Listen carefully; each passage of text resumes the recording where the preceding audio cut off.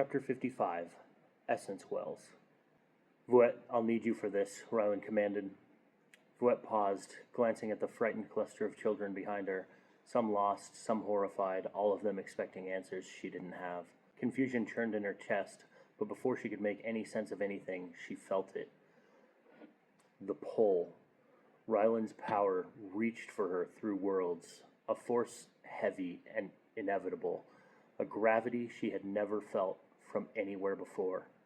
She tried to resist. Even with all of her training, it was laughably impossible. "We'll be back," Ryland told the children. "Your friend is safe. Do not leave the compound." Vouette vanished. Ryland used his powers again, summoning a huge crab centaur monstrosity. It materialized before them, 10 feet tall, broad as a car, covered in ornate onyx shell. It swayed side to side, adjusting to its weight.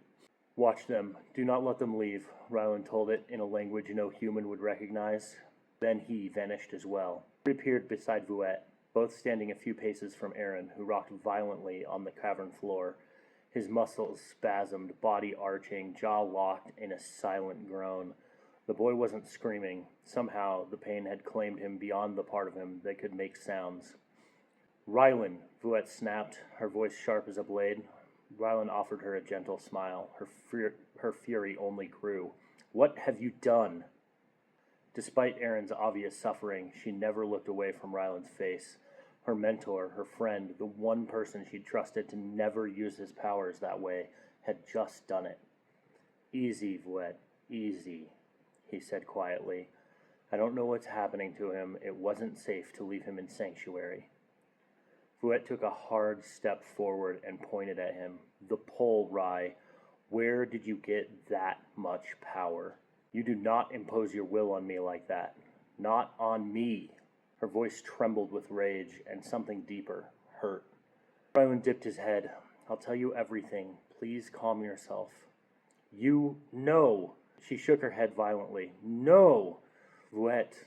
Ryland met her eyes and smiled softly. "The power comes from here. It comes from this place." He gestured around them. Only then did she finally look and freeze. Vouette had heard rumors of Shaper resonance caverns, but never seen one, never imagined them like this, never dared to believe they were real. Crystalline architecture stretched for miles in every direction. Clear, towering crystals covered the ceiling, walls, and floor like the ribs of a god. Each crystal pulsed with a swirling rainbow of light, essence so dense and bright it made the air shimmer. The ground beneath them was a flat, black path wide enough for a dozen lanes of traffic. It gave under her foot, rubber-like, absorbing her weight. "What is this place?" she managed in a whisper. Of course she already recognized it. These crystals could power entire districts of sanctuary. One crystal. They were essence magnets, drawing raw cosmic forces into refined reservoirs, power plants for worlds. But there were not dozens here. There were millions. Enough power to remake a world from scratch, and then do it again and again. Vouette's mouth hung open in silent awe and horror. Ryland spoke, as if giving a simple tour of a simple place. "These caverns store excess essence, harvested from Shaper's training bands. Recruits cycle their energy through them until their stamina becomes superhuman.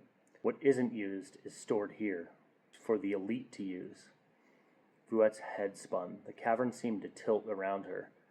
"You linked yourself to this place," she gasped, finally understanding the impossible force that had pulled her here. Not just that, but her mentor's seemingly endless depths of power. Ryland nodded. "And the children," her voice shook. "You linked them." "Yes," Ryland said quietly. "You gave children the energy of gods," Vouette breathed. "Power the Shapers themselves won't sense because it's theirs." The total genius of it made her want to scream. "I am linked," Ryland said with another nod. "As are the adepts from Earth. To the Shapers, you all look like anomalies, wandering tour. There is no reason for them to question it or investigate." Vouette stared into the far reaches of the cavern. "Ryland, what have you done?" Rylan looked at the ground, unable or unwilling to answer. Erin's fractured moans drug her back. Vuet rushed to the boy, kneeling and lifting his head into her lap. She hummed softly, stroking his hair, trying to ease the pain she couldn't imagine. Rylan watched silently as she calmed herself through comforting the boy. Minutes passed in tense stillness. Only Vuet's gentle hum and Erin's quiet moans breaking the stillness. Finally, Rylan spoke. I got us the army we need to stand against the Shapers on Earth. He said it was like a basic truth, like stating gravity pulls downward. Vuet searched his face, desperate to find hesitation, doubt, anything. Vuet, Ryan continued, this world was swept clean by the Noctium. Everything is gone. Everything was gone in a moment. The Shapers waited until it was safe, and then they mined it, and they turned it into the largest battery in the universe. Vuet clenched Erin closer. What did you do to these kids, Rye?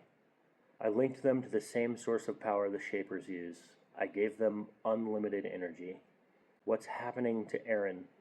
She asked, her voice thick. Rylan inhaled deeply. I don't know. He paced, hand on his chin, thinking. I have a theory. Vuet's heart froze. I think, Rylan continued, he might be a true dragon. I think he's absorbing pure essence inside himself, trying to match the volume of this place. I think he's realizing what he is. Vuet's eyes widened, shocked beyond speech. I can't explain it any other way, Rylan said. He absorbed the seed of the Shaper's power the moment he came near it. His essence is blinding, star bright, deeper than that maybe. You're describing a myth, Vuet whispered, a legend.